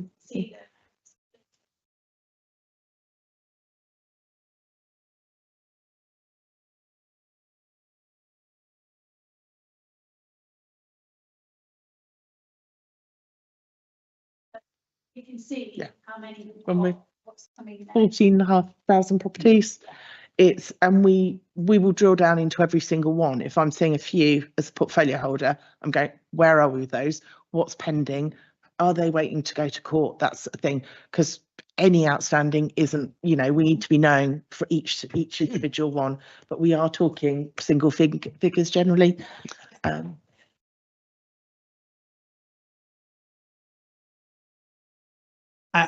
And I suppose, going back to my point, in terms of the overdue on gas safety, is that overdue at our 10 months or the legal 12? Because we may well be overdue, even though, from a good landlord perspective, we're going above and beyond what the law requires. I think, as many people know, getting court slots for anything as well can be a challenge, and it has continued to be since COVID and lack of resources in the court system. So we are hit with that on occasion, particularly with the electric, where we'll filter those through because we know we need to get into those properties. But I think the knock on also of having those really regular inspections and Gasway going in, particularly around the boilers, is they point out other things. They're getting access through that legal route where it might be challenging for us for other reasons. So they might pick up a damp and mould issue, a safeguarding concern. We've had some of that recently where they're seeing things, their eyes and ears, and they've got that, knowledge, and they've been upskilled around that they know that if they've got concern and something's not right, they're reporting that in, and then we can escalate from there. And that's been a really productive way of working. Okay, I've got Councillor Champion now. Brilliant. Sorry, lost my place now. I was curious, on page 60, we've recently joined. I find it's a little bit ironic. I feel that this is the second thing I'm highlighting that we've recently done, and as a councillor, I'm unaware that we've recently done it, and this is a communication discussion. So just to sort of highlight that point, we've all joined an organisation called Tapas. Not Tapas, Tapas. I'm evidently hungry, approaching 6. I was wondering if, if I could be enlightened a little bit about the benefits of this, and why we've joined, when we've joined, if we're going to get any information as councillors, and if we can pass that on to residents. Yes, TPAS. Which is a tenant engagement specialist. Apparently the council was a member of TPAS quite some time ago, obviously before my time, and it is something that's came from our tenant participation group. They're particularly interested in that, and it's to provide support to that group to reinvigorate sort of tenant engagement, and how we can perhaps expand our tenancy engagement, and look at how they can scrutinise us more, what we need to do, how they can help us with specialist areas, so for instance compliance, tower blocks and so on. And when we say we've recently joined, it literally has been, I think we signed off, we got the invoice through a couple of weeks ago, so there is an element of, we will be providing more updates on some of this stuff, and Beth is the plan is to provide more information on our performance indicators and where we are in general on a lot of our housing stuff, because there's a lot going on, and I'm very aware we do need to package that better and communicate better with you. It is our plan to do it. I will get there. So it is more them working with our tenant involvement panel, and really expanding their skills, their expertise, giving them the confidence as a panel to hold us to account, to talk to us about what we're doing, what we do need to do better, and they've got lots of toolkits as well that we're going to be able to use and roll out wider, because it might benefit more than just our tenants, it's broader residents. But that point absolutely taken. I think we need to do a bit more work around where we are with all things housing, because there's a lot going on. Thank you. Councillor Sands. Thank you, Chair. Just to sort of go back over some old ground, in my ward, we do have a lot of residents who are simply not, they don't have a computer, laptop or anything. Some of them don't even have a mobile phone. So they really don't engage digitally in any way, shape or form. So I'm glad to hear that there are sort of some moves to sort of, keep these people in touch. But I did have a case recently of a resident who came into City Hall to see someone.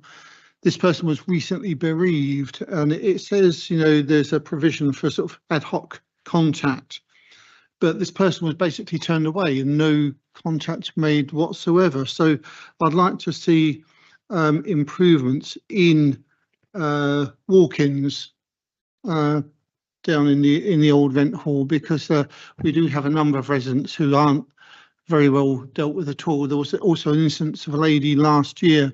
She came into City Hall to pay some money. She'd gone to pay her council tax up where she lived, was told for whatever reason she couldn't pay it there. So she caught a taxi all the way into the City Hall. She was extremely immobile. We had to help her up the curb. She couldn't even step up the curb. And then it took cancer intervention, for example, to get someone to come down and actually accept some money from us. So I would really like to see significant improvements in walk-ins in the old rent hall. Yeah, I mean, we are by appointment, and that's so that we can make sure that if somebody does need an appointment, they get the right skill and person there. We have somebody in the contact centre all of the time dealing with our scheduled appointments. And if we don't have any appointments that day, then we can't provide them. So it's better that people actually book appointments in advance. But we don't take money at City Hall. So in this instance, you did, because of the circumstances of this lady. She was disabled. Yeah. But I mean, you don't take appointments, but it does actually say here, an advisory station at the contact centre to manage appointments and handle ad hoc requests if customers arrive. And we can handle them for some things. So for example, we do get a lot of people come in with proofs to support a benefit claim. I think the instant where somebody was disabled and needed to pay and had no other means, it probably would have been better if we could have visited them rather than they come to City Hall. So it's a shame that, because actually we do visits to people. We have visiting officers in Rebs and Bens, which is what it was about, and we have housing officers as well. So in that instance, I think we should have actually gone out and visited that person, and not, she had to get a taxi into City Hall, and it was difficult to do so. So I mean, I could have a look at that particular case. It would be good to sort of look at the journey of that particular case if you could give me the details. And the case of the bereaved person who came in as well. I mean, they weren't really dealt with very well. I mean, they were basically turned away. Yeah, but we do deal with some ad hoc, because we get about 30 to 40 people come in a day. We tend to manage about 7 appointments per day, but half of the people who come in are around home options, and they are triaged through the phones, and sometimes they will get appointments there and then, but we cannot guarantee everybody who come in ad hoc to an appointment if we don't have the resource to do so. I agree Yeah. entirely, but Yeah. sometimes it's how that person is then spoke Yeah. with Yeah. and to Yeah. by the person down at the entrance. Yeah. Well, Councillor Sands, I wonder if we can, I think maybe we're having a bit of a back and forth Yeah. and not achieving anything new at this. yeah.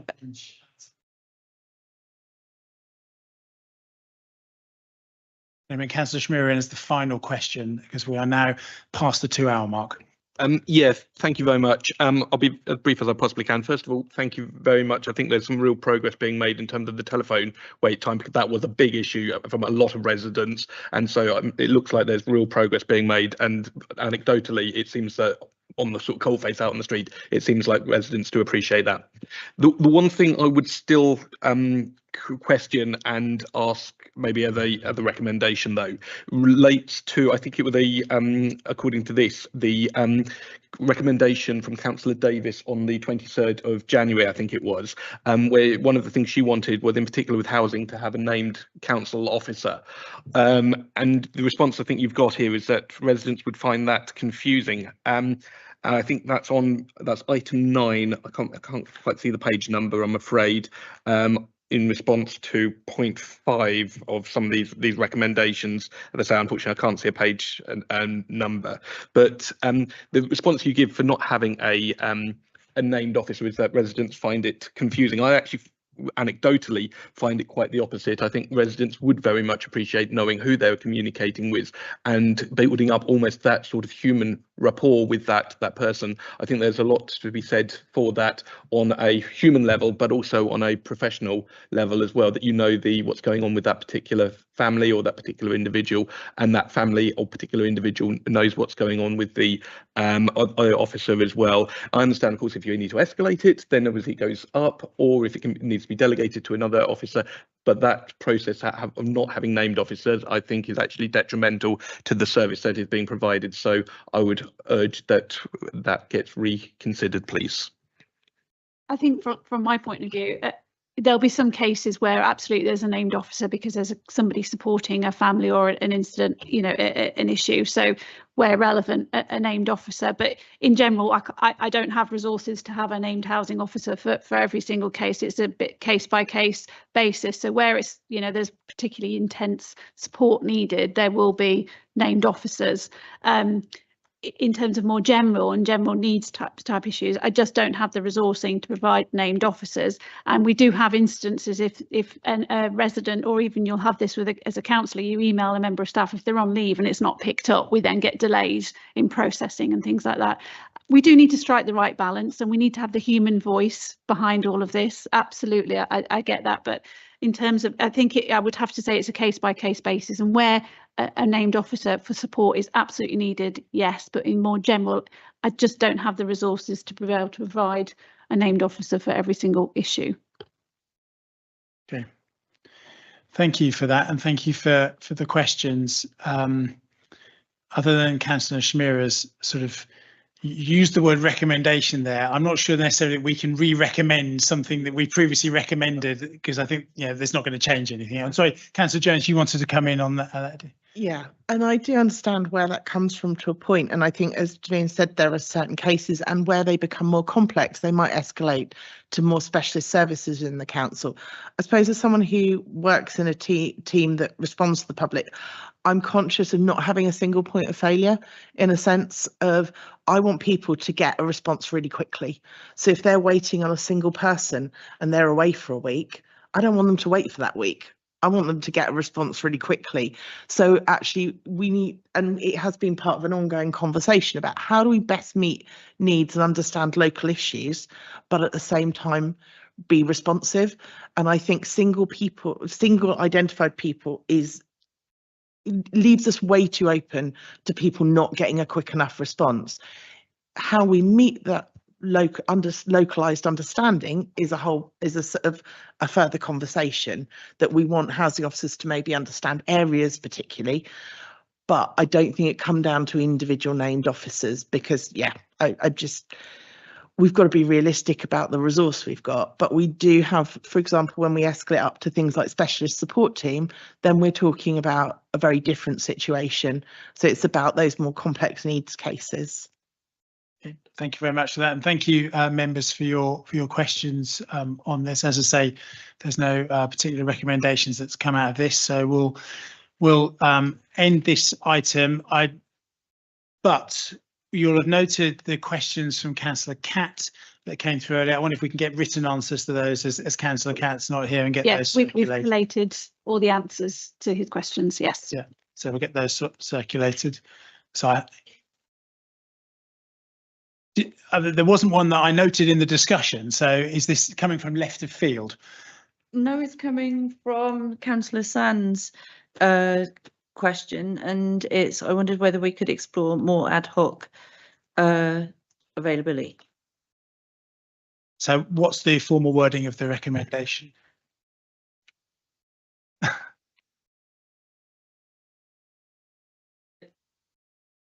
Because there's presumably a resourcing cost. There is. We have one advisor out there. Yeah. Are you talking about general customer contact? Yeah. So there's a just walk-in to be dealt with sensitively, I think. I mean, even if they can't be seen, an explanation given, and have them, you know. I'm not sure how you can. Can I advise that we are getting a reception service in the contact centre, so that will be a single point of contact rather than a security person. So let's hope that resolves that. In terms of converting, in terms of the resourcing aspect of that, I guess it would need to be something that, to be properly worked up, would have to come through next year's budget setting process and resourcing it that way. I'm not convinced that we could make a recommendation now that would go anywhere, simply because there isn't the resource for it. No. Thank you.